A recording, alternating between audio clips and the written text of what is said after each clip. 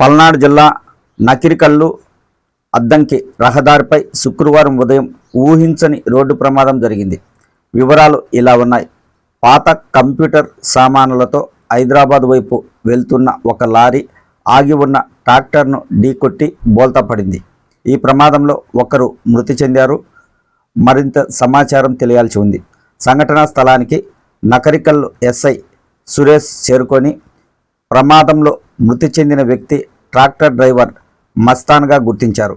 Postmortem నిమిత్తం నర్సారావుపేట ప్రభుత్వ ఆసుపత్రికి తరలించారు. మరొక వ్యక్తికి తీవ్ర గాయాలు కావడంతో ఆసుపత్రికి తీసుకెళ్లారు.